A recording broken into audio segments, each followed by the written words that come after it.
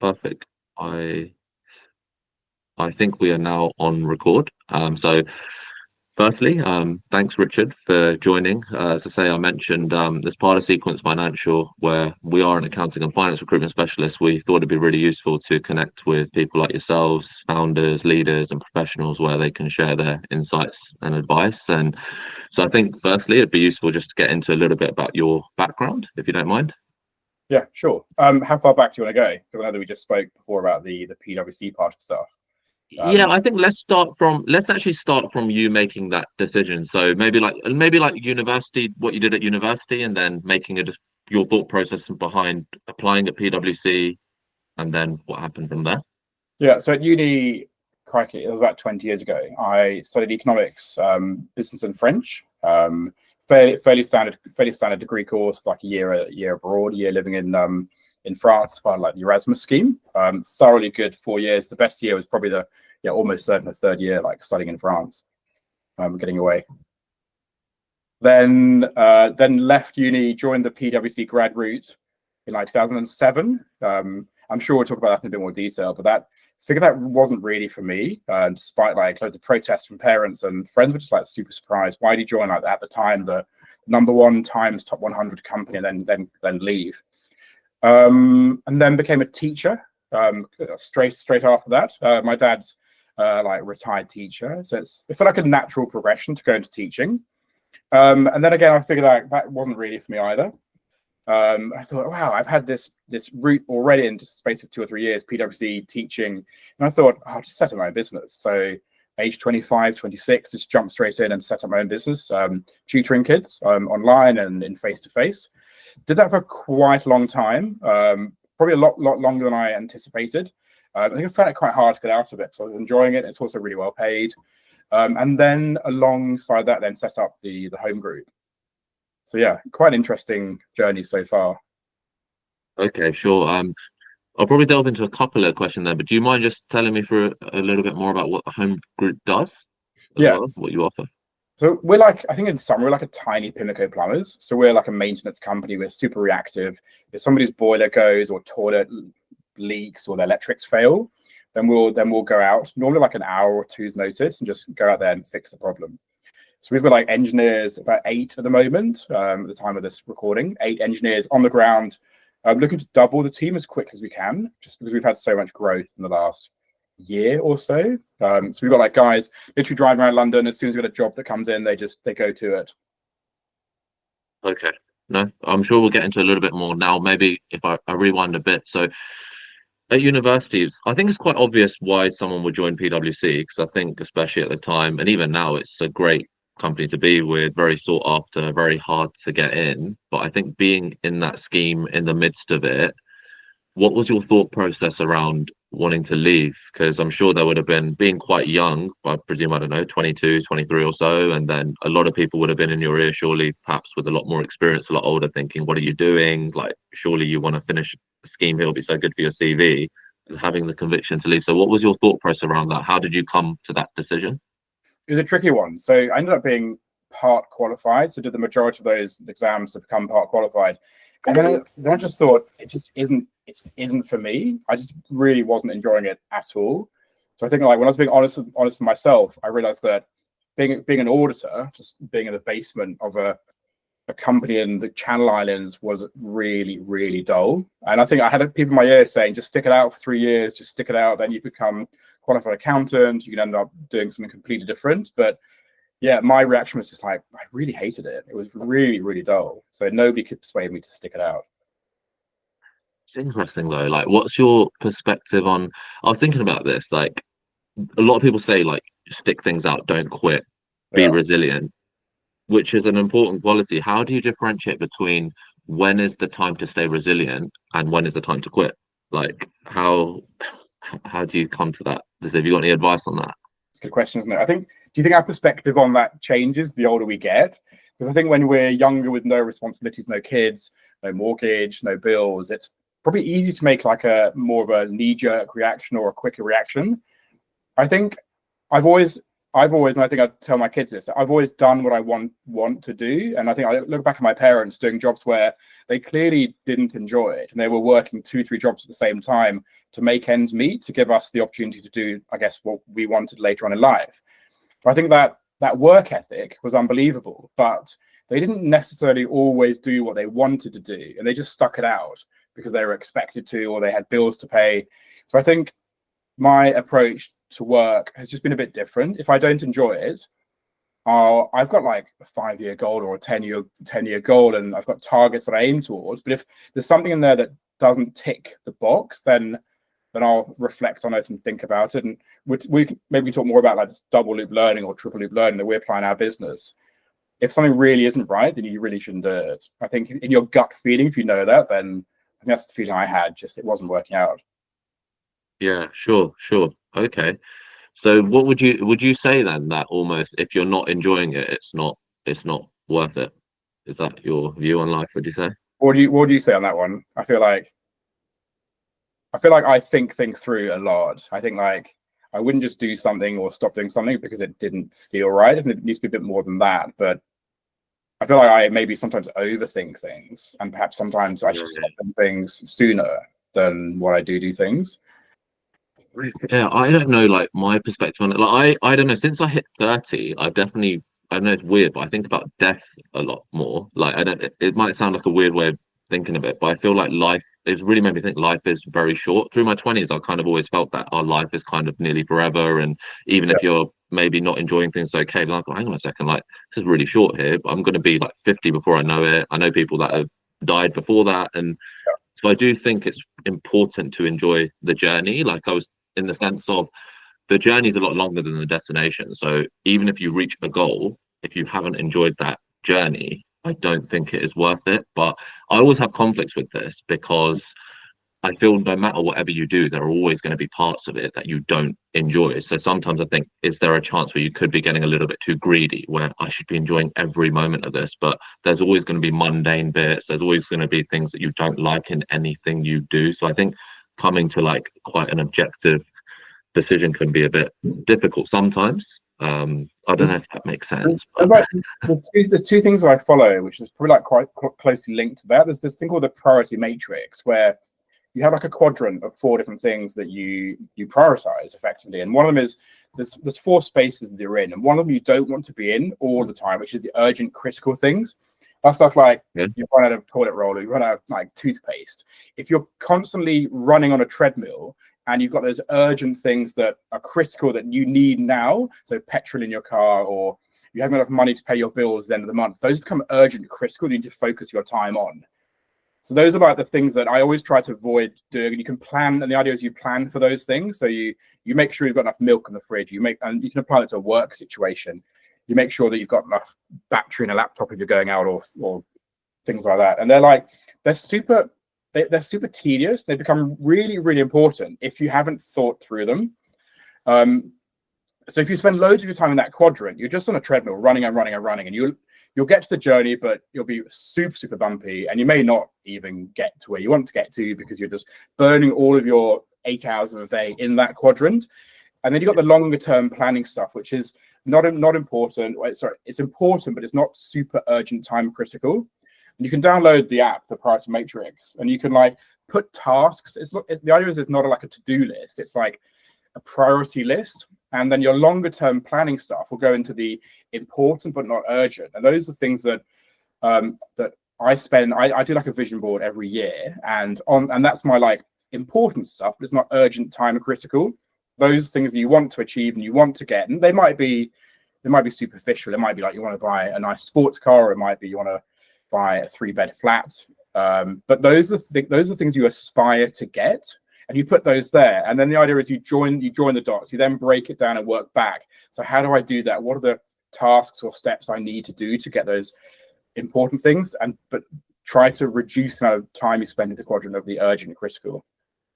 And I think I overthink that quadrant in some senses, because I almost try to avoid the urgent critical by spending time planning those things to free me up to do the more important things that I want to spend more time doing. I think that's probably where leaving PWC and then leaving teaching came from. It wasn't important to me, and I didn't enjoy it, but I prioritized everything else in that quadrant. Yeah, yeah, okay. I guess a lot of people though, like they think it's normal to not enjoy something, but as long as it's seen as like a good established career and you kind of just follow it and everyone else is kind of doing it, that's fine. But would you say like one should aspire to have maybe a bit more, is purpose the right word? Having a bit more purpose with your work, where you feel like you're a bit more fulfilled from it? What would you say? So I always think of that as I like to be surrounded by people that inspire me. So at least have three or four people and maybe a mentor or two that I look up to, that I aspire to become. And that can be in the workplace. It could be your manager. It could be somebody in a different department. But I think it's important. I've always had like a mentor role, or sorry, a mentor type figure in my life. And it could be a friend, but it's also like people that I've like gone out to seek, or not somebody on YouTube that I've just watched a few videos. I think that's a different thing, but somebody that I know personally. I think that's important. So you have something more to aspire to. Okay. I'm quite intrigued as well. If you had to like look back on your journey as well, for example, okay, PWC, then teaching, then going down the route you've gone down, have you got any advice on how someone can get to like their why, or what is suitable for them? Like, how could you maybe try to go about working out what is the right thing for you to even do? Yeah, I think it's a mega difficult question, isn't it? For me, my why was, if I break it down, then my why was to be able to travel and to be able to live anywhere in the world at any one point in time. So that was my main reason, was not to be locked down like my parents in one town or one place. So it was to be able to travel freely. And I think I've had loads of pushback from friends and family, parents especially, to be like, well, how are you going to do that? It's like, I don't know the how, but I know the why. And the how doesn't necessarily matter.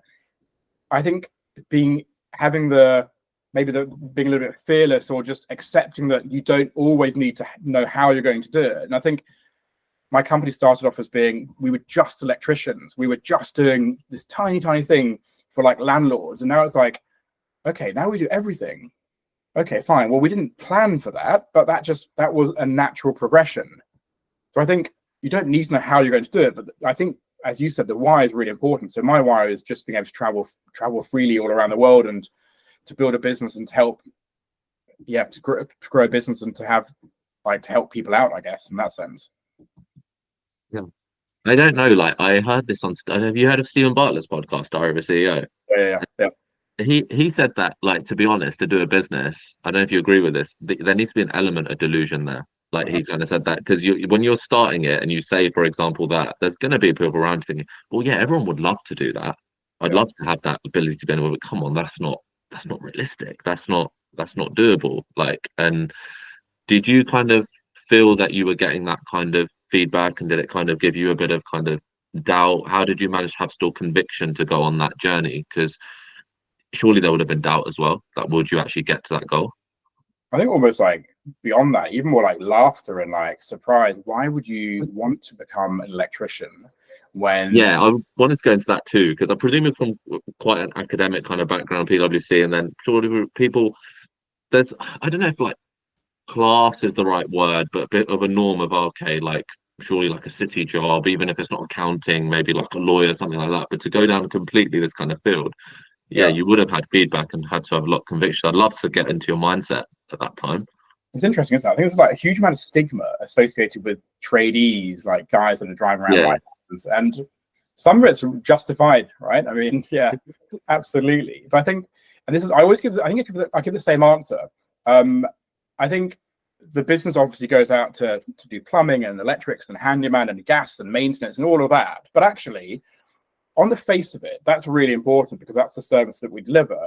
But the behind the scenes, the operations of the running of it, the functioning of that business is equally, if not more important, because I think that's where so many other companies, that if you've got one man or woman that works for themselves, that's a tradie that may or may not turn up, and all of this and all of the excuses that go with that, my van's broken down. The operations behind that one person often it's shocking, despite the fact they may be really good at what they do. So I think on the face of it, obviously we're tradespeople, that's what we do. But I think operationally it's as important, if not way more important, to have the efficiencies behind that. I think that's where all the learning from PwC, from teaching, from having my own businesses in the past is super important. That all of everything I've taken from that, especially PwC, has now been implemented into this business. So it's like, it's irrelevant what the business does, but it's the operations that I think is super important. It doesn't matter whether you sell coffee mugs or go to somebody's house. If you deliver a poor service, then you're finished.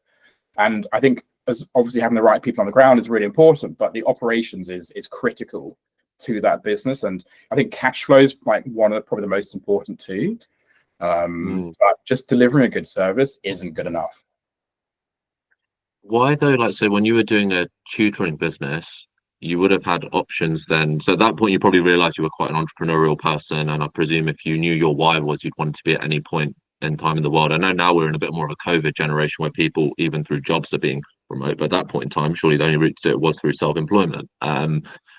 Why this business? How did you come to like the conclusion it would be this? Like, how did you get I think there's a lack of scalability in the tutoring industry as a whole.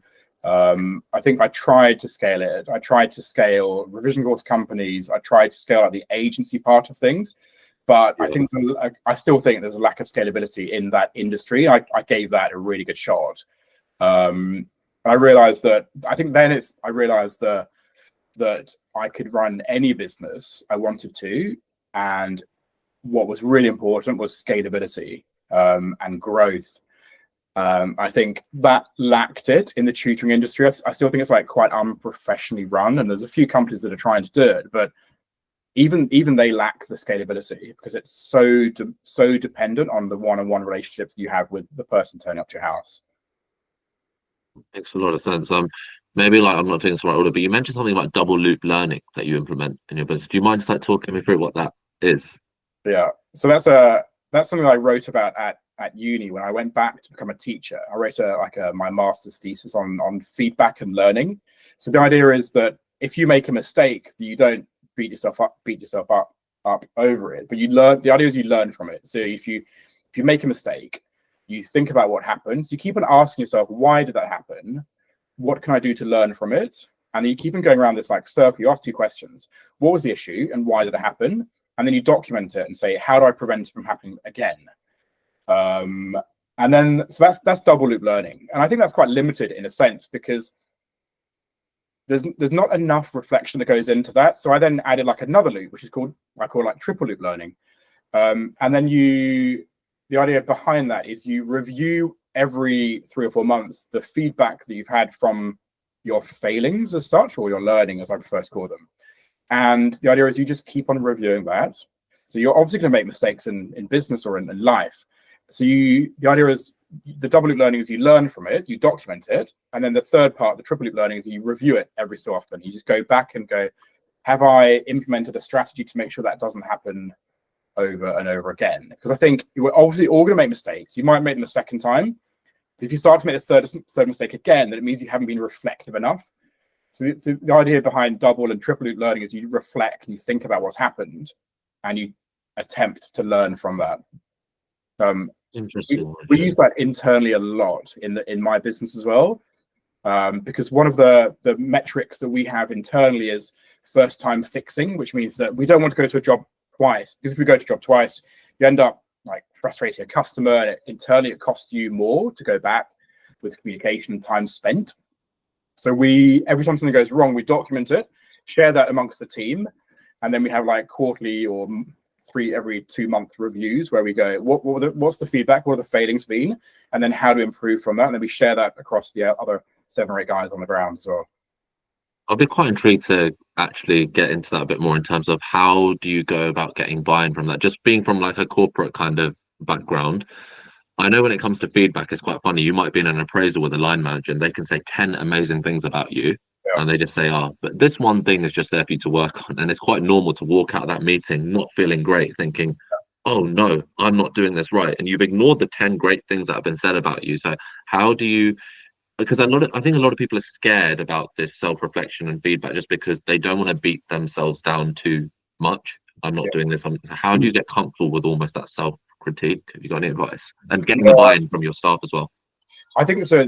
Getting the buy-in's been challenging for this, especially the staff that have recently joined. So we're still quite a small team, really 8 people on the ground. Getting buy-in from one of my employees, my first to join, still with me after 2.5 years. So getting buy-in from him now is entirely fine because he understands the culture of what we're trying to create. We had an example a couple of weeks ago where all of our the guys that go out have to complete job reports, and he didn't take a photo of something he'd broken in the property. So we get an email the day later to say, "Oh, your engineer broke something." I was like, "Okay, we'll have a look at the job report and see what happened." Nothing on there. So we called up the engineer and said, "Oh yeah, I was just afraid of like letting you guys know in case I'd be sacked." I'm like, "Wow, you got it completely wrong in that case, because we're investing in you, we're paying for your training to become better." And I think just for him to see that our approach was, we're not going to sack you, we're not going to penalize you. What we want to do is to learn from what happened so that we can then tell the customer, look, by the way, FYI, we've damaged something in the property. However, we bought the part, we'll come back and fix it for free. So I think, and that would have been the immediate double loop learning, would be, there's a problem, we've identified a solution, we've booked to come back again, rather than trying to hide it. So I think culturally for us, it's about just being super transparent with our employees when that happens, to go, this is fine, this is acceptable. Things will go wrong if you're in people's homes. Things go wrong in any business, but as long as we can learn from them, they don't happen 2 or 3 times, then we're fine with it. If you don't tell us, that's a bigger issue. Reputationally, that's a much bigger issue for us. So it's almost building that as part of your company culture, basically, isn't it? Like it being very accepting that mistakes happen, because I guess a lot of companies out there, they do react not that great if staff make errors, and I think that's where that culture then comes from, where staff will then withhold information when they made errors, or feel really, really stressed if someone tells them they made an error. So almost creating that culture. But then also you must want to have high standards as well, right? So is that quite a tricky balance where you're getting, oh, mistakes happen, but we still got high standards and you're dealing with people's homes, right? So that must be quite a high balance, though. Yeah, so I think that's now part of our recruitment process, is we have high expectations of everything that we do. And then that's part of our like competency question on interview, is to get people to demonstrate how they've had high standards. And we obviously frame it in a way that we don't just outright ask them, how do you demonstrate you've had high standards? But that's really, really, really important to us, is being able to demonstrate you've got high expectations of yourself and high standards, and have the ability to learn and reflect as well. Like you have you want to grow in the role that you're doing. So I think that's also super important for us too. And I think that's if you don't have that, then you probably lack the self-reflection to be able to go, I've made a mistake and I want to improve, rather than either try to cover it up or just deny it, which would be the worst thing to do. Interesting. Richard, do you mind actually just going, like, in terms of your business, the home group, a little bit about its journey in a little bit more detail, in terms of kind of like when you set up and then how it was when you started to now? It'd be quite useful to understand. Yeah. So the business has been like as a limited company for about 2.5 years. Year 1 was kind of like me in the office with pieces of paper, getting requests. So we get like an email requests from estate agents. I'll print it out, stick it up on the wall, and then have my one employee go to all of these jobs. And that guy's still with me now, Alan. He's still with me 2.5 years later. And we had like this off-the-shelf app where I'd assign jobs to him, or to my team, as he was known, and he would go out and do those jobs. Fast forward, so I think that first year was surprisingly successful in terms of like revenue and growth and customer satisfaction, and we had none of these like job reports either. So that was like that came from a double loop learning activity where customer asked us like photos of a job. We're like, photos? We don't have any photos. What are you talking about? So then we asked the estate agent for some like comparisons. They sent us a job report, so we copied that. Then we grew the team by the end of year 1. So Rob then joined me as my ops manager now. He joined me the same in our year 1 in December. He's still with me now. And then it was just Rob, me, and then one other electrician. Grew to about 4 or 5 people end of year 1. And then we had a bit of like a bumpy patch we set up an offshore team in Greece at the same time. We set up a sales team over there. And then we quickly realized what the business didn't need was sales, which was just, again, felt like a paradox in a sense. So I had a sales team in Greece with 2 people, and they were doing like the old-fashioned sales techniques of calling people up, offering discounts. And we realized, it took us a bit of time to realize that wasn't what we needed. We realized we didn't need sales. What we needed was just be really, really operationally tight and be really good at ops. Because if we're good at ops, then we wouldn't need a sales team because the people would come to us. So we got rid of the Greek team and brought everything back into me and Rob doing all of the ops. And I think that's been one of the best learnings that we've had, which was like such a paradox to not require a sales team in a business, and still feels a bit strange to not need it. But now, so between year 1 and year 2, we've grown the team to 10 full-time staff, which in a sense doesn't even feel that big to have only a team of 10 people. Our aim is to grow it again to 20 people by the end of next year, or even beyond, maybe more than 20 people. And then year 2 growth is 40% growth on revenue, which is pretty good too, I think. Seems to be going really well, which is nice. Like, if I just take a bit of a rewind, maybe I'm going back into the feedback thing, but I'm just interested on this, where feedback is important. We've kind of spoken about that, but have you got any advice on who and what to listen to, in the sense of, when you came up with this idea and you would have been starting it, you would have had, if you can call it, feedback from people around you saying, are you sure about this? But you obviously didn't listen to that. So have you got any advice on who and what to listen to and when to go your own way? And yeah.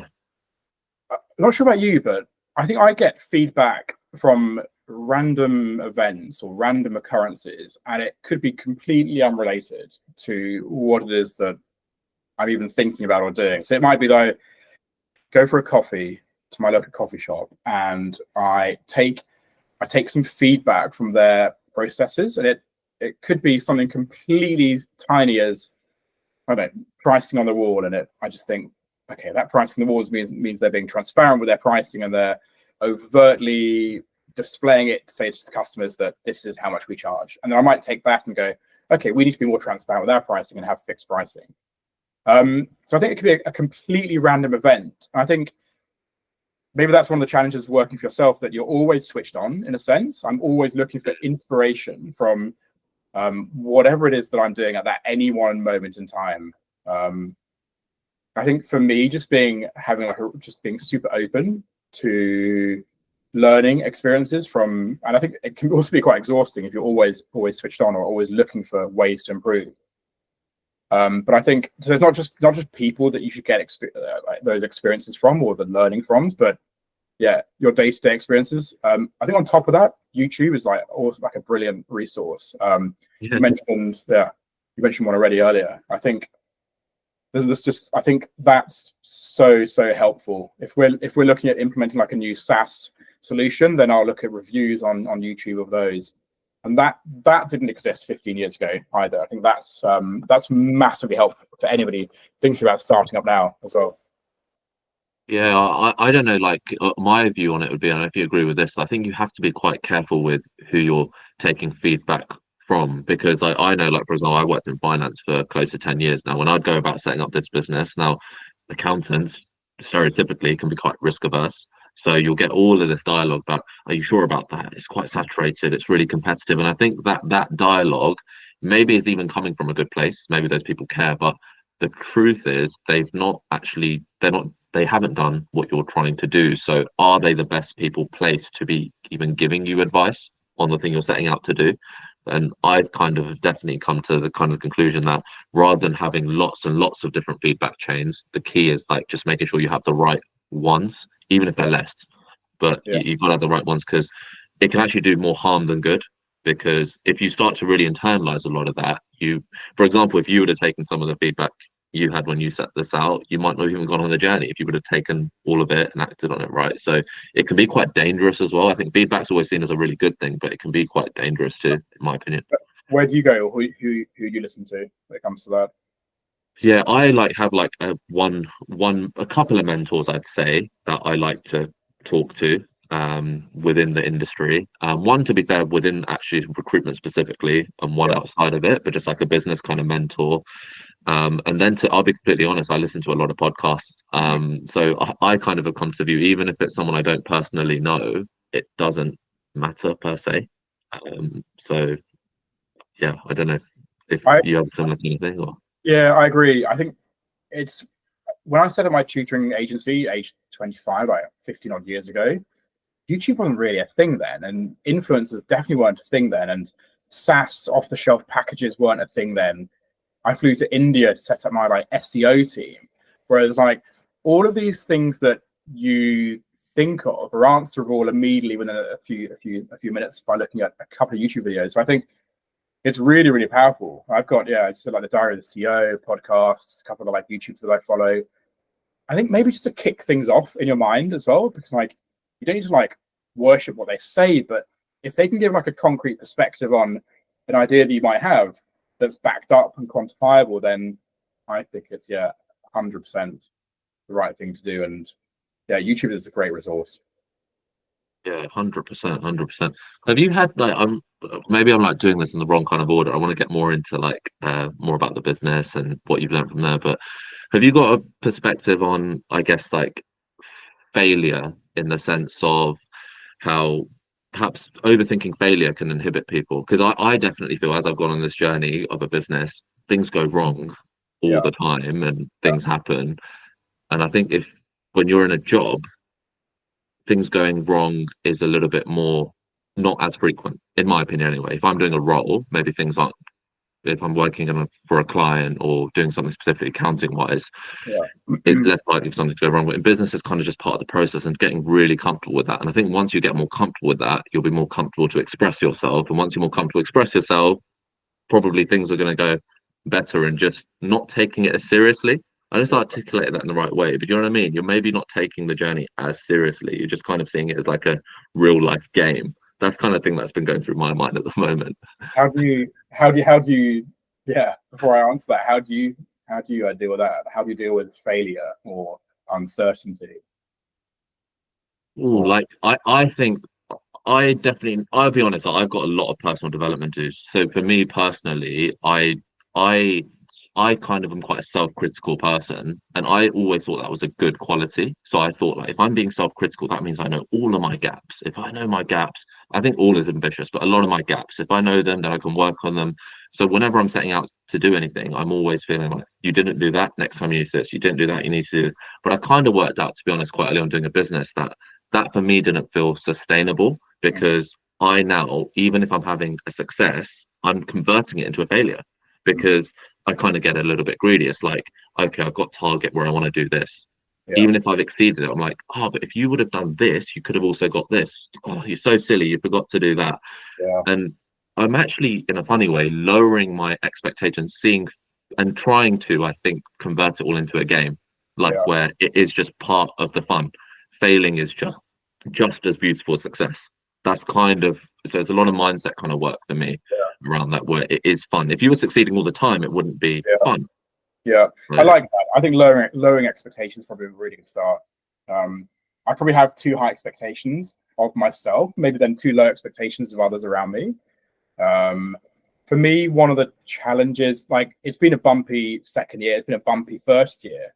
I think like accepting that it's going to be bumpy, and bumpy means like revenue, it means number of jobs you do per day, all of that, right? But then, like, one of our metrics that we measure is the number of same-day bookings that we get. So, for example, last Friday we had 7 same-day bookings, which it's an insane number. That's about two full-time people worth of work. And part of our like hiring strategy is to always make sure there's enough capacities, but like a hotel, we don't want to be fully booked. We want to make sure that any of our customers can call us up and say, we've got this urgent problem, can you go out and fix them? We always want to be able to say yes. But to do that, you've got to have a big enough team to enable that. And I think, so we now measure same day bookings to see at what capacity do we need to be for hiring. But then because I think we were looking at it, I was looking at the wrong point of view. I was looking at, wow, we're not that busy. but actually the plan is to have a big enough team to be able to grow into that when people call us up last minute. So I think metrics are really important. So for us, like the metrics that we as a business follow is obviously revenue. It's obviously like first time fixing. It's obviously customer complaints, customer satisfaction. Or I think so as long as we can measure those things, then it comforts me to know that, okay, actually we're doing all right. We're actually doing better than all right. We're doing really well.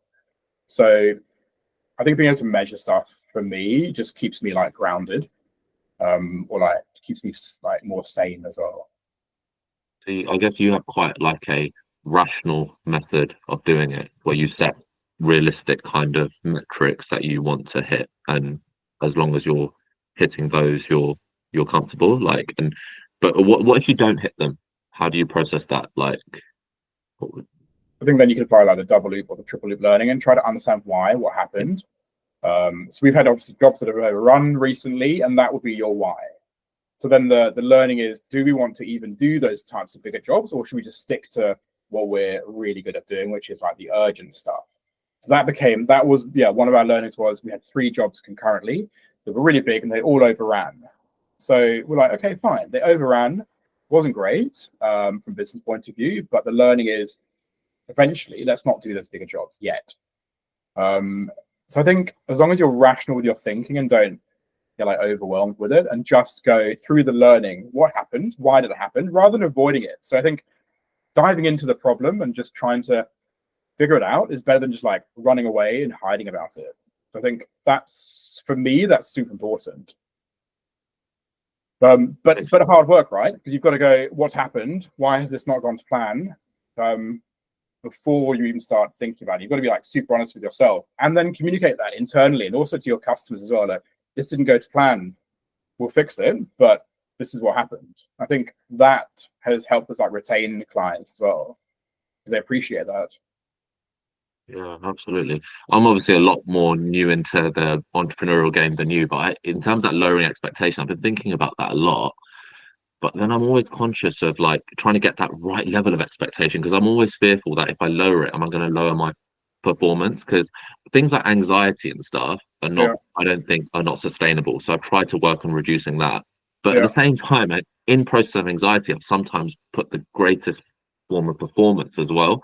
So I kind of want to keep the performance, but then reduce the anxiety. And it's that kind of trade-off that how can you have a more relaxed kind of mentality where you are lowering those expectations, but still achieving a high performance. Have you got like any advice and perspective on that? Because I'll be honest, I'm still trying to work on that. Yeah, same. I think I'm still trying to work on that too. I think I go through like, I call them like chapters in work. And the last chapter was to improve like operation efficiency. And that was because we didn't need the sales team. So we're like, okay, if we don't, and this is like, this all happened over a 9-month period. So it didn't just happen immediately. It was like, okay, we don't need a sales team because we've had a few niggly complaints from customers that they don't like it. They don't like the hard sell. And even though we thought we don't need a hard sell team. And so we got rid of that. And we're like, okay, well, what do we need? We need like a better operational team. And I think in terms of like going back to the chapter thing, the chapter was about creating pressure on the team, like creating like a little bit of anxiety, a little bit of pressure to see how they react. So by getting rid of the Greek team, we then put more pressure on like the team on the ground and Rob as well. So it's like, let's see what happens. Let's push this, see what happens in this next chapter. And like, that wasn't overtly said, or maybe I didn't even realize I was doing it, but that obviously created a bit of a stress and a bit of pressure. And they responded really well. So it's like, okay, we've lent into that, create some anxiety and pressure and stress. As you said, like there's a certain amount of stress that's good. And then we back off after a while. And then we go, right, now we're good operationally. Let's go back to growing the team. So it's like we go through different chapters. And the new chapter is let's double the team. So we've doubled it from 4 a few months ago to 8. And we're now going to double it to 16. So that's the new chapter. But like we've had a bit of a break in between. We've become like really, really strong operationally. The stress has been off. Now it'll be back on because we're hiring. So I think like maybe it comes in waves and maybe it's unintentional as well, but you can't always run at 100 like miles an hour. You've got to take your foot off and then put it back on, take it off, put it back on. I think maybe it's becoming clearer that that's the strategy that I'm doing. It's like putting the pressure on, taking it off, putting it on, taking it off. I really like the point about just seeing things as chapters and almost riding that wave, because I definitely feel I've been guilty where if there's like a difficult moment at the time, it feels like a really big deal, but then you kind of work out that it's just kind of an episode rather than the be all and end all, and getting comfortable with that, right? And like, I think we try to tag the chapters maybe according to seasons. So it's like the summer's nice. If we can, we try to finish work early on a Friday. It's like, Yeah. I think like obviously moments when that didn't happen, but we tried to do that. It's like, okay, the sun's out on a Wednesday afternoon. Let's just take a longer lunch or finish a bit earlier. And now like we're getting into the winter, it's like, okay, we can work a bit harder because the nights draw in sooner. So this chapter is about growth. So we can put a bit more work in now because the weather's not that great. There's not as much to do just before Christmas. So I think, yeah, we maybe tag those chapters to the seasons in some ways, but like we overtly call them chapters. So like the next chapter is doubling the team. And that will definitely come with some stress because in order to double the team, it won't be a straight line. It will be, we'll grow, we'll probably hire and fire. And our strategy is to do that. But to get to 20 people on the ground, we might need to recruit 30 because maybe not some of them will be the right fit, but there'll certainly be some that are not the right fit. Absolutely. Which I'm also intrigued at the fact that setting up a successful tuition business, then okay, moving away from that, I get the point around scalability. Then you had actually a great year one, but then you mentioned you also did hit a difficult point as well. So you could reference a successful point in business already, right? Already succeeding entrepreneurially, and then coming across that. How do you then keep quite, I guess, calm in that moment to not think that that's a really serious issue and to prevent dialogue where when we're anxious, let's be honest, sometimes we can go a bit further than we need to. Oh my word, this business might not work now. Maybe this isn't scalable either. Maybe it needs to be a different venture. And preventing that from happening and knowing that no, actually, it's just part of the journey. Could you take me in your mindset at that point?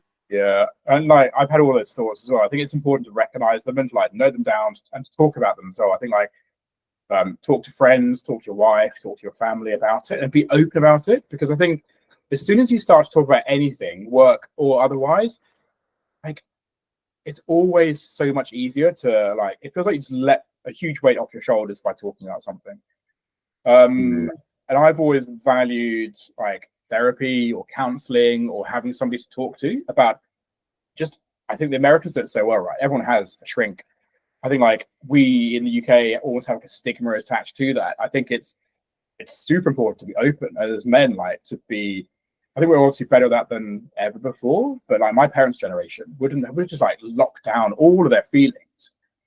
And running a business is super stressful. Like the rewards hopefully will be good, but it's a lot of hard work that goes into it. Anxiety wise, emotionally, like you always question, am I doing the right thing? I've had a really bad week. Should I just stop it and do something else? I think just talking about it, writing it down, and then trying to like hold on to those feelings and understand why they've happened is maybe that's the difference between like successful businesses and small ones, or maybe that's one of the reasons businesses fail.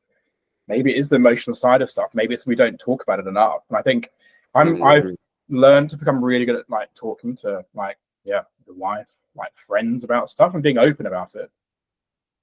I think that's probably like the biggest takeaway from today is like just talking about stuff. I love that. Like I definitely think around. Do you think this when you just said that? I feel like a lot of people fail in their head before they've actually failed. That's kind of what I think around business, and definitely I really value a point around like the mental health. There's definitely still that stigma, I think, definitely around the mental health side of things where, okay, we are talking about it more and you see more things about men's mental health, but truth is how many people are actually coming out and saying that, oh, by the way, I'm having therapy, I'm seeing a psychiatrist, particularly men. You still don't really hear that, and I think maybe almost rewording it and rethinking of it. Like I definitely have gone down the therapy route and I've seen it more as like a performance coach. That's the way I look at it. I see it. I feel everyone would benefit from it, and kind of rewiring it, because I think there's still that mindset of it's there to fix a problem, but no, it's to get you performing at your optimum level, whether that's some kind of emotional trauma or overthinking things, anxiety, depression, whatever it is. It's just to help you perform better, not that there's a big issue with you. I think there's a good example there, right? So to take a different industry and then apply it to both of ours is, if you're an elite athlete, you have performance coaches, you have nutritionists, you have everything for everything that you need. And I think I had a counselor for 3 or 4 years. And I think I probably took the performance side of elite sport and applied that to myself and went, well, if an elite athlete can have it, why can't I? And I think like just to talk to somebody about whatever it is on your mind on that Tuesday evening, why not have somebody to go to? Why can't I do that? I think that's super important. And I think that's just like one example, right? Of taking an entirely different industry and go, how do I replicate that? We had, so similar thing, another like, there's a bit of a joke that wasn't a joke internally, is we're looking at how do we improve operation efficiency? And we thought, well, I quite like fuel and so does Rob. Why don't we just load our guys up with boxes of fuel in the back of their vans? And we thought, okay, it's like selfishly from a business point of view, they'll be more efficient, they'll be healthier, there'll be less sickness. So like, guys, right, Monday morning, here's your boxes of fuel. And they're like, I'm not touching that. It's not food, it's liquid. We're like, it'll be good for you. It's free. And then like, we got no buy-up. I was like, okay, fine, I disagree with you, but hey, you want to go and buy your meal deal from Sainsbury's? That's entirely fine. But I think like and again, that didn't work. I mean, you can see it's failure or whatever, right? It didn't work. They didn't get buy-in from it, but we took, again, maybe like, we didn't need to go into that level of detail, but like nutrition as like a way to improve performance and reduce sickness. I think like everyone would probably nod their head and go, good idea. Yeah, I know why I'd want to reduce sickness, because it reduces complaints and increases first-time fixes, but it just didn't work. And I think just like, yeah, stuff like that is random ideas that I get from being out and about, just trying not to just think about work all the time. But I think going back to the idea of like talking is the number one most important thing to do, isn't it? So if you could afford to get a counselor or someone to speak to, a therapist, then that would be really, really good. Or I think it's hard to talk to like husbands, wives, boyfriends, girlfriends, because, and I don't think you should always download to them as well. Like they've got enough probably things to do themselves, but to have somebody or a group of different people you can talk to about stuff is probably mega important. That could be the mentor figure that you talked about earlier as well. I agree because I think that there's who you talk to is obviously quite important, right? Because let's say you've got a partner and they're busy with their job and then they're not seeing you enough trying to run a business. Probably the last thing they want to hear when you're finally available is you just talking about the business. So it's or like this issue you've got, and they're like, does that mean we can't pay our bills at the end of the month? Like, I think like also like trying to loosen up a bit is, I think I take it a bit too seriously as well. And I think I need to relax sometimes, and I'm not that good at taking time off. I try to walk, I try to exercise, but I'm probably not, if I'm honest, I'm probably not strict enough with my schedule when it comes to that. And I think maybe that's probably like my next chapter is just to be strict with my schedule for health. Absolutely. Like, having been in the entrepreneurial game for a while, what would you say, out of your experience, are the most important skills required to build a successful business, in your opinion? If you have to maybe pick a few. Yeah, I think it's something that I've got better at doing, which is leadership. So I think being able to trust the people that are in the roles that they do, I think is critical. And obviously, you've got to have the right people in the right roles. That I think goes without saying. But to trust those that you've got in that job, and to let them shine and do what they are best at, and then to enable them to grow, I think is like, for me, it's such like a humbling experience. But that's taken time. Like I've not been like a good boss or a good leader in my entire career. Probably plenty of skeletons out there that say the opposite. But to be self-reflective enough to realize that, and then to get better at it. So I think just to be self-reflective on everything that you do, and to have your own double loop learning or your own triple loop learning, is probably like the single one most important thing, right? So to look to improve continuously, and just like the idea of like the 1% at a time. Don't try to fix everything at the same time. Like if you're working on a few 1% things, then that's more than enough, because over time that'll compound as well. Absolutely. Okay. So leading people in terms of, would you say like when you talk about leadership, would a lot of that be managing personalities, understanding people? Like so when you referred to at points you've perhaps not been the leader you've wanted to be, and then Yeah, now yeah. probably being the leader, what things have changed particularly practically, would you say? I think it's a combination of two things. I think it's getting buy-in from what the values of my business are.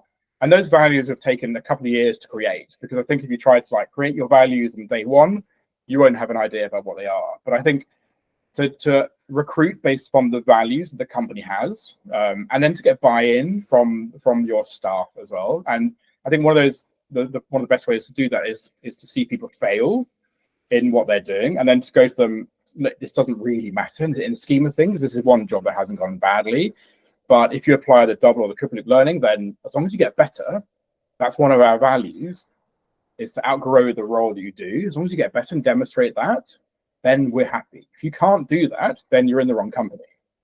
And I think just so by having that honesty, another one of our values, and direct honesty, if you don't do this, this is the consequence. If you do this, this is the consequence. Rather than like tiptoeing around with tradespeople that are out on the ground in their white vans, that they need that direct feedback, and it has to be black and white in the industry that we're in. But I think to some extent that being honest is like probably one of the most important things in any industry or business that I've worked in as well. So it cuts through the bullshit. Absolutely. Why? So, like, you could have mentioned a lot of other attributes, but you mentioned leadership as the very first one. Is that because you can't do everything yourself? Like, is that so? Were you coming back to the point of scalability? There's only so much you can do yourself. Yeah, and I don't want to be the reason why we don't scale. So I think if you've got a team around you that trusts that I trust, that will enable me to scale. But if every question had to come back to me, then that will prevent the business from scaling. So I think just that my business started with 2 people that still work for me, and which is I think pretty cool that they're still there. But without those guys, this business would be nothing. So I could be the best or the worst in the room and not have a scalable business. I think having those people around me is the single most critical thing to the business in its early years. I think this then becomes like another chapter, doesn't it? So when you become reflective, the next chapter is you don't want to be reliant on individuals. And I think that was the issue with the tutoring industry, is if you're reliant on individuals, there was no scalability. There's no point me saying I'm the limiting factor in the business and then my 2 other employees are the limiting factor. So one of the values is you outgrow the role that you do to prevent the issue of like an anti-scalability.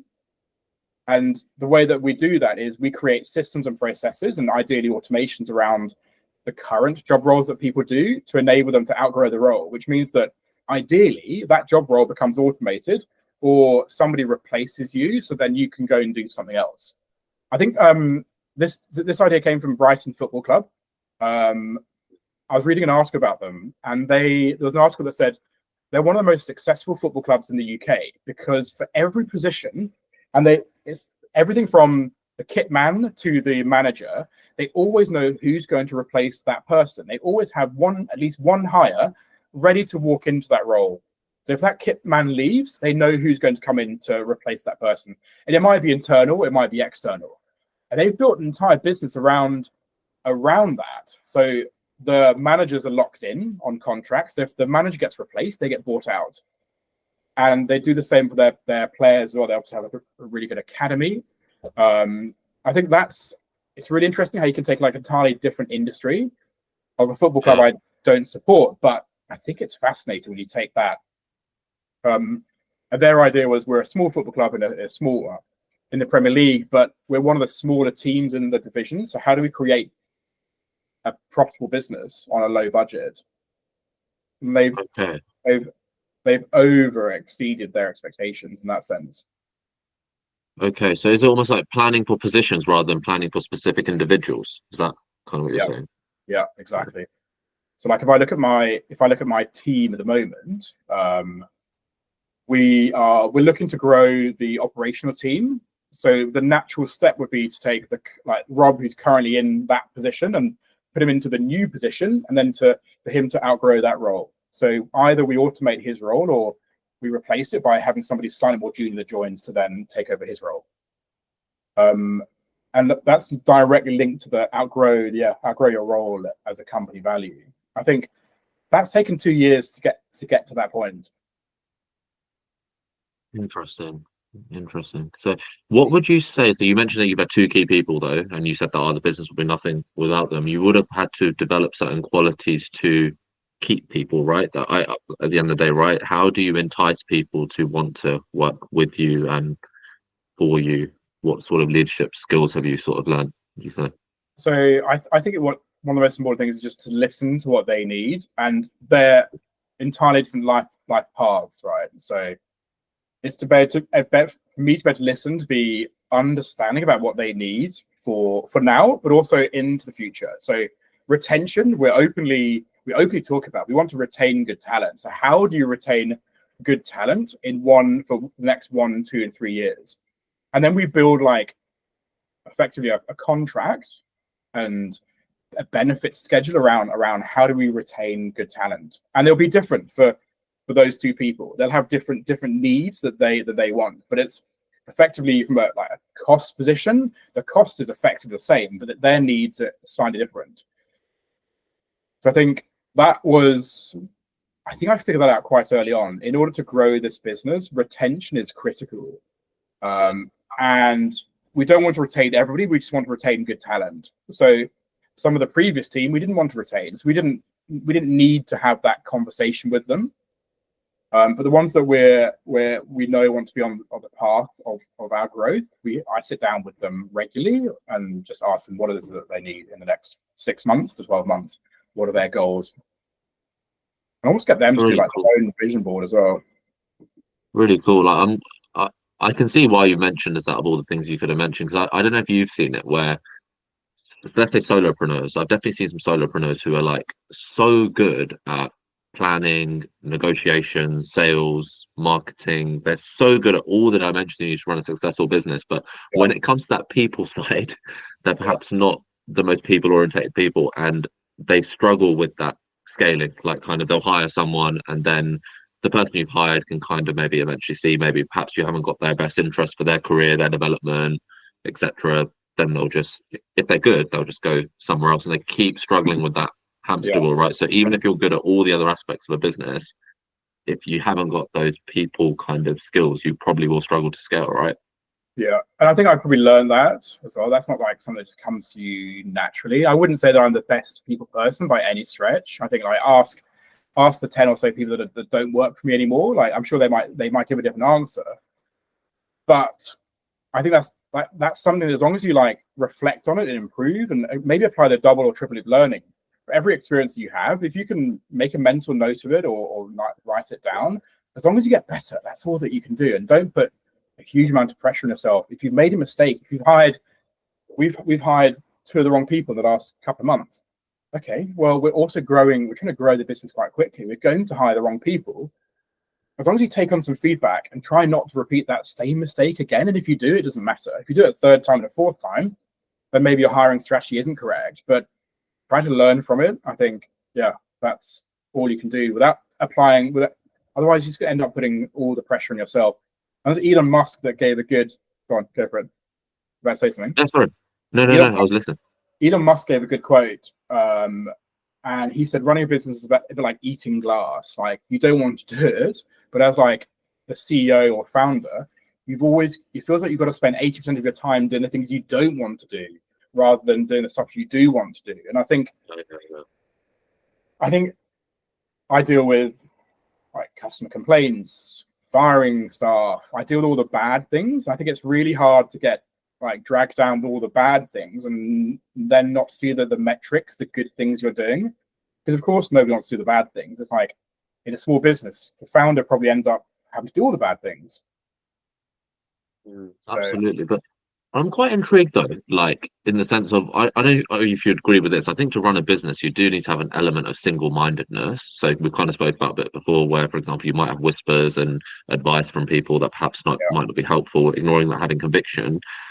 The twofold coin to that is you could have that personality and also be that person that is so tunnel vision in what you're doing and not even realizing these weak points, right? So you might think you're a great leader. You might surely this must happen in business all the time where you just think, you know what, these guys just aren't pulling their weight. These guys aren't doing the right job. Why can they not do it right? When actually it's Yeah. more of a you problem. Perhaps you've not created the right processes, not created the right motivations, etc. So it's something you to change. But you could be so single-minded and just think it's a everyone else is the problem rather than you. So have you got any advice on how someone can build that self-reflective kind of approach and realize their shortcomings and weak points? I'll maybe flip this one back to you, but for me, it'd be about just trying to reflect when things don't go to plan. I think like from the early days, like when I've had screaming contests with former employees in previous businesses, which is like, I think every reaction like that is entirely fine. But I think again, just going back to that feedback loop, as long as you can reflect a little bit and go, maybe I didn't deal with that in the right way. And I think just being able to like be honest with yourself, you don't need to broadcast it on LinkedIn or tell anybody, but as long as you can go, yeah, I kind of screwed up on that one. And you might then go, no, I didn't, or yes, I did. Or you go, that person that no longer works for me, did I deal with that in the right way? Yes. And if you're fine with that, if you know that's your honest answer, then move on. I think I like what you said about having a single-mindedness. I think you need to have it right. I think you just gotta maybe have that, and maybe all of these things we spoke about today will help to build that. I don't think like entrepreneurs are born, but I think the skills that you need, you can learn from YouTube, learn from your mentors. And I think they probably all go together to create that single-mindedness. What do you reckon? Absolutely. I think again, maybe something I mentioned before, that having too many voices isn't helpful because the feedback is good, but it might not be accurate, right? It's always delivered by a human. So knowing who knows you well, if you have a couple of people that know you well, then you can trust that they are maybe seeing a blind spot that you have. And then, to be honest, I've been trying to work on this more, where I feel in a business there's always more and more stuff to do. But I feel the issue with always doing more is that reduces the reflective time. Yeah. So having that process of working on the business, and on the business also working on you. So even if you feel, okay, I could just do more work in this other hour, actually thinking, no, like I need to set this hour aside to actually think about what I've been doing. How has it been going? And having, I guess, those honest conversations. I think it's a little bit deeper than that though, where at the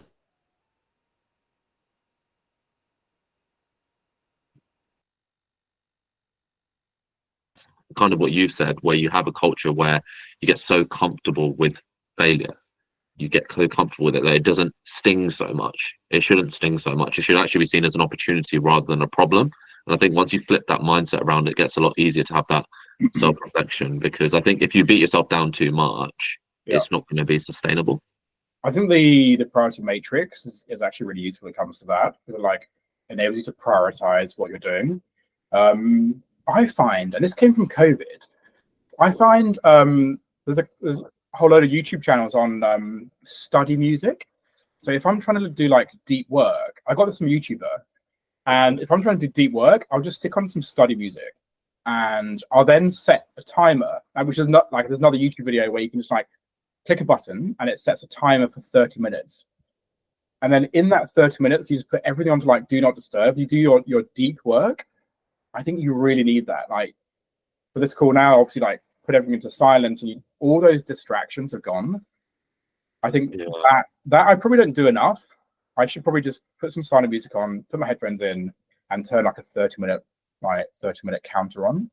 I should probably do that every day, and I don't. I think maybe that goes back to my routine of, you can't just do stuff all the time. If you're just doing, you're then not focusing, as you said, on the growth of the business and the business.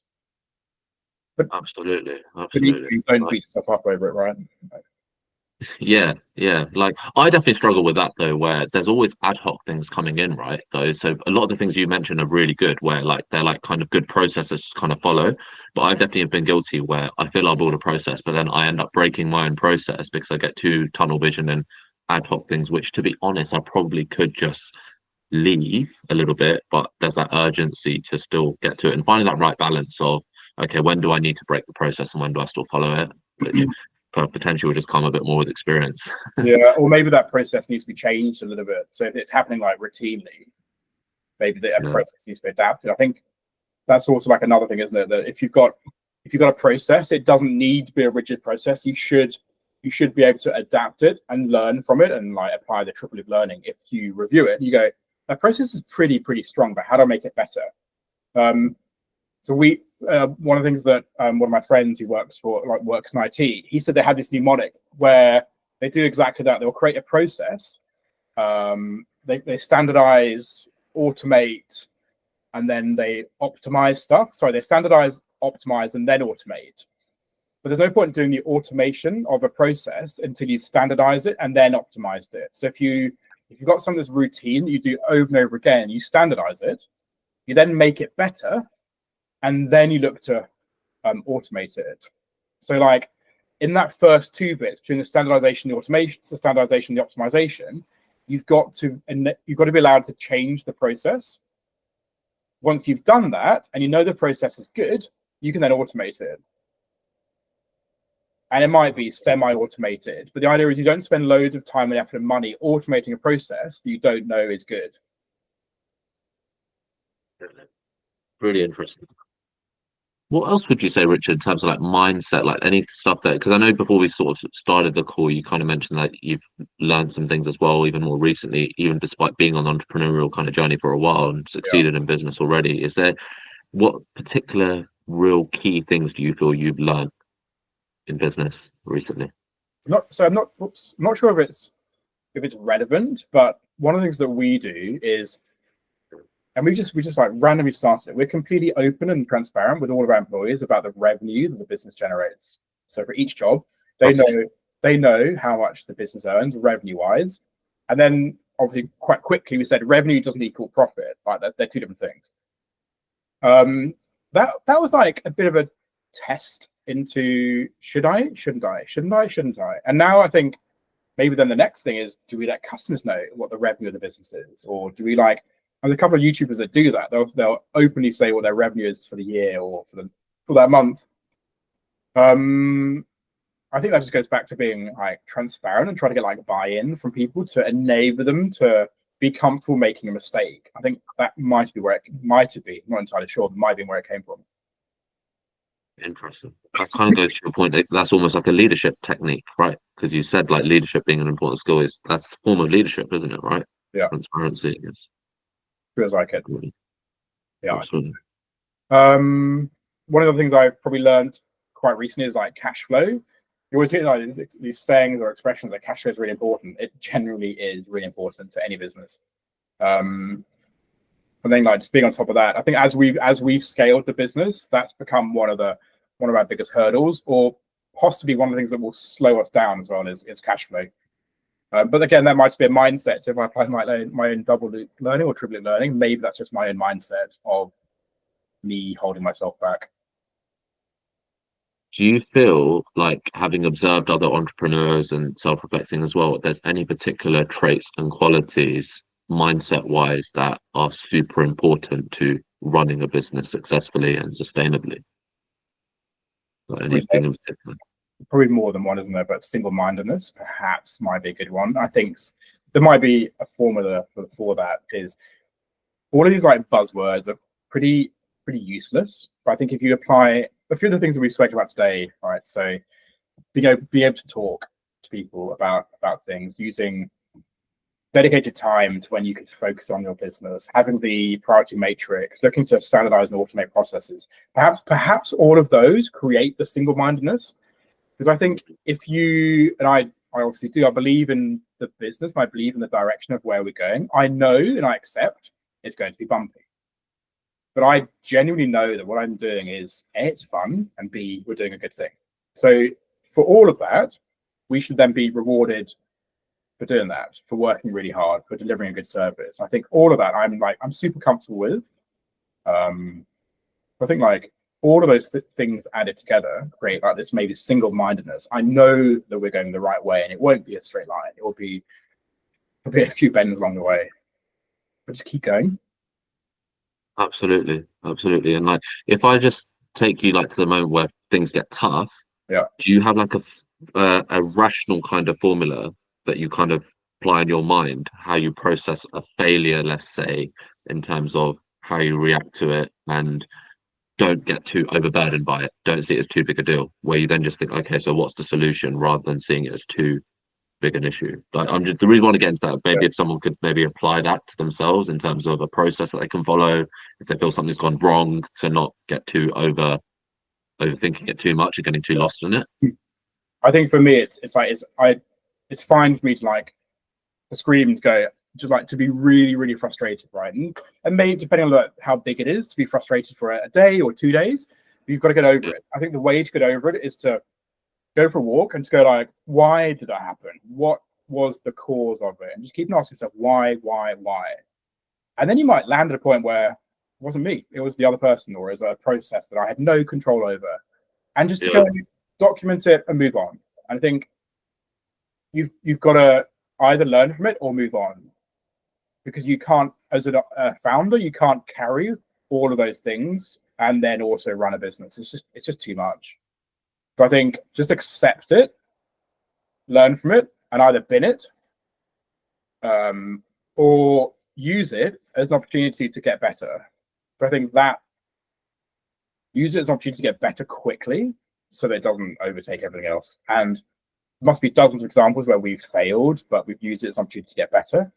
Or we've gone, it's not us, it's them. And either's fine, as long as you do one or the other and don't carry it with you as a burden. Absolutely, absolutely. So, but I guess the only thing here is, I think as a founder, you are so busy, right? You are so busy, so it's so easy to see that reflection time as something which is maybe not value add. Like, maybe it's not dealing with immediate things. Like, so is it being very, very strict with that, regardless of, because there's so many things going on with the business, right? So is it regardless of how much noise there is, to still set that time aside? Is that what you'd say? I'd love to preach and say that I'm really good at doing that, but I'm generally not. I try hard not to always work. I work a lot, but I try to take time off. I think maybe just on the back of this call, like that would be my personal goal, would be to set time aside and to stick to it. But I think we all know, right, that if you set time aside, it's not going to be a bad thing. To remove yourself away from the noise is definitely not going to be a bad thing. But the reality is quite different when your phone's rung 20 times or so when you're in a meeting. Absolutely. No, Rich, one thing I'm not intrigued, you kind of mentioned a bit as well about like mental health and stuff, and particularly with men. Now, some people, you did mention, for example, now if you can afford it, maybe get a counselor. Is there anything you maybe learned? Perhaps someone can't afford a counselor, let's say, so maybe help with maybe the stresses, the anxiety, the low moments. Is there any kind of advice? That's very difficult because it's so person specific, right? It depends what you're dealing with, but any kind of broad kind of techniques or broad advice you'd give to someone who perhaps gets quite anxious, gets quite low and depressed about their current situation, and how you'd go about processing that, and any advice you'd give to that person on how they can maybe deal with it? Yeah, I think running your own business, your anxiety levels or stress levels will almost certainly go to the next level, without doubt, right? Because you're running a business, you're running a home, and you're also trying to have a social life at the same time. So I think, like, if you're already like finding it difficult to manage those two other things, if you then are considering running a business, it probably isn't the right thing to do. But having said that, I think we all know the answers deep down to that question. I think it's a balance, but a balance of like nutrition, health. And you think you can take those are like directly taken from like professional sport, right? So mental health, nutrition, I think those all go hand in hand, tied to like exercise, eating properly, drinking tons of water, reducing your alcohol intake if you drink. I think like they're all quite basic things. We all know that's the answer to some of those things. But I think if you already find yourself a little bit like stressed out by any of that, then running your own business is might be a step too far. Yeah, it's a good point. Like I when I get asked about the entrepreneurial journey, yeah, I'm enjoying it, but I'd say for the general person, you might disagree with this.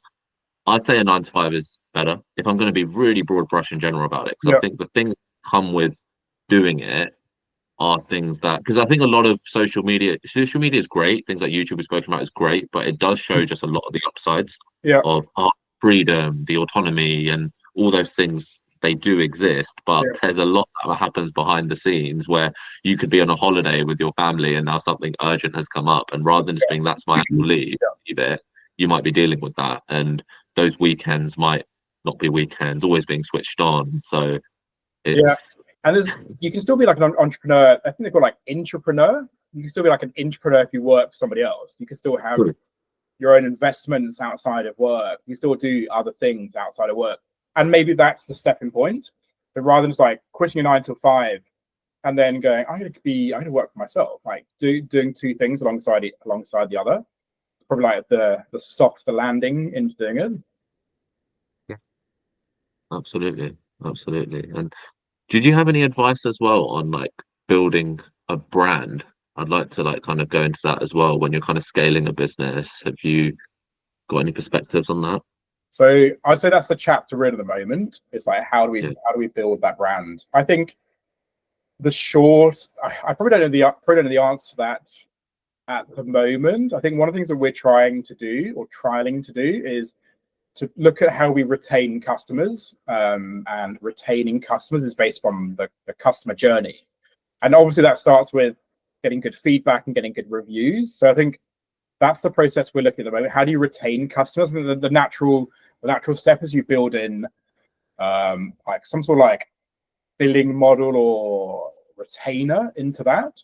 And that's what we're trying to do at the moment. I think customers probably honestly don't mind who comes to their house to fix it.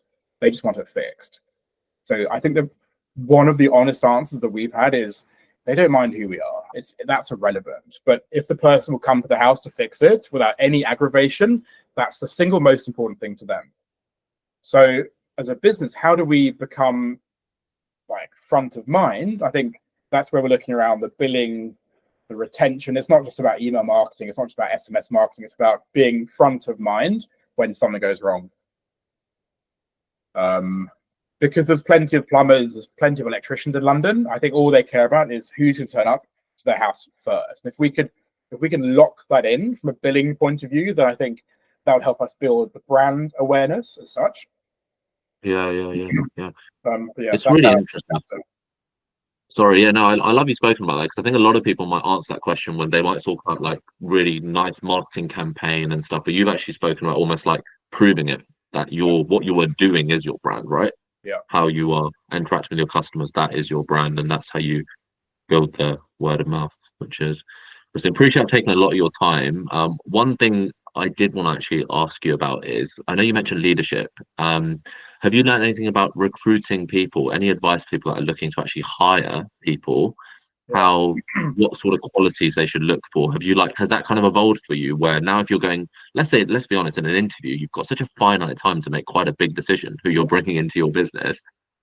What do you look to find out, and how do you do it to make sure you're making the right decision? Maybe this is one of our weaknesses. I think if we're honest, I probably think I'm really good at recruiting, but if you look at the number of people we've hired and then that no longer work for us, there's clearly like a mismatch in maybe my own like assumption in that maybe I'm not as good as what I think I am. I think maybe we all think we're better than what we are. So, and maybe that's my own learning, is I'm not great, but I'm okay at it. I think being able to say that and then be able to like just let it go is probably a bit of a weight off my shoulders in a sense. So we find it hard, and maybe that's just okay to find it hard. I think it's going to be bumpy as we try to scale the team to 20 and then 30 people. Maybe we'll have 60 people that we don't hire. I don't know. I think trying to link it to values, trying to demonstrate competency linked to our values, and then also trying to always hire staff that are better than the average or the weakest member of staff we've got. But these all sound like buzzwords, and I think it's genuinely quite hard to find the right people. But then to go, that's fine, that's okay. If you don't get the right person on your next hire, that doesn't matter. It's a journey. Yeah. Would you say personalities and stuff are quite important? I'm talking particularly, I'd say, with a smaller kind of business. Because I always work in a bigger business. What I found is maybe, I don't know, if you're not gelling with a particular colleague, perhaps this is just my opinion, doesn't matter as much. But maybe in a smaller team, I know you're there to do a job and perform a role, but you're spending so much time with each other that there's got to be some level of knowing what kind of personality and values in that person will click and what won't. And that'll be different for company to company. Yeah, I think you're absolutely right for that. And then also having the ability to like learn and outgrow and take on feedback. I think that's probably linked to the personality side of stuff too. You're going to spend a huge amount of time with that person. You want to be able to get on with them, and to feel like you could go to the, feel like go to the pub or go out for dinner with them or hang out with them socially. I think that's equally as important as the job role they'll do. Absolutely. Look, Rich, I really appreciate your time, honestly, like taking time out. You shared some real valuable insights. Definitely, I've been able to take a lot away from, and I'm sure other people would. I'll probably send it with one last question, probably take it more generally. If someone is, say, in a corporate kind of role, they're not feeling it, they feel they have conviction that they've got a business that they want to do, but they're just a bit kind of fearful, and they're just feeling like it's such a big step. What are people going to say? What are people going to think? And what if it doesn't work out?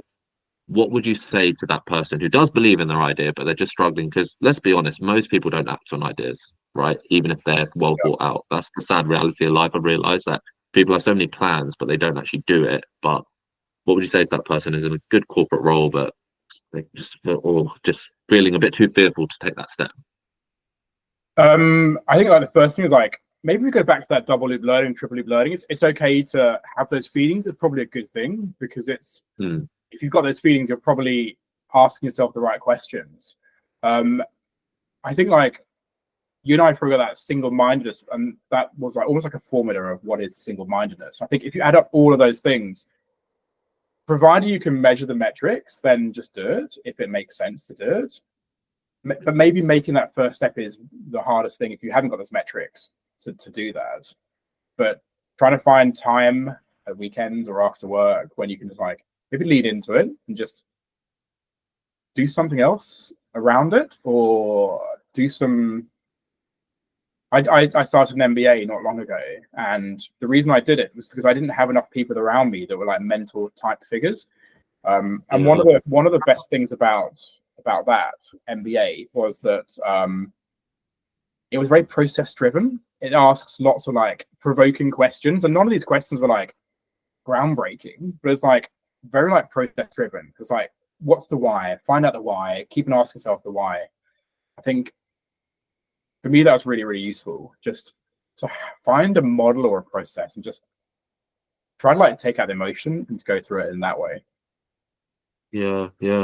Single-mindedness, you mentioned. I was just thinking about that. I know I keep saying last question, but I just find this point really, really interesting, where I think a lot of people actually perhaps do have all the steps and they do believe in it, but just so many people that don't do what they want to do just because what other people will say. I think regardless of how good your process and stuff, if you're always going to be worried about what other people will say, that's probably always going to, I think, be an issue, right? Like, so what would you say as well if someone's like too concerned about what people's opinions are? And you kind of mentioned going into this kind of business as well, where people are thinking, oh, that's a bit strange, like, and how you deal with that. I deal with that, and I call it noise. So if I know the path that I am on for this business, and I accept it's going to be bumpy, but there's always going to be noise around me. I think the more successful you get, the more noise there is around you. Imagine like if you're a leader of a country, the amount of noise that must be coming at you continuously, and being able to block that out, I think is probably one of the most important things I've been able to do. And then just to listen to those that I trust around me.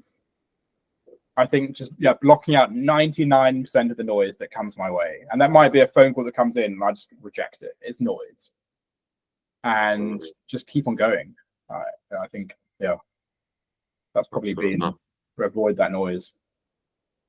Yeah, no, it's a good way to finish up. Honestly, I really appreciate you taking the time. It's been a really pleasurable chat. I'm sure there'll be lots of advice for people out there away from this. So yeah, appreciate it. And Likewise. maybe speak. Okay, thanks very much as well.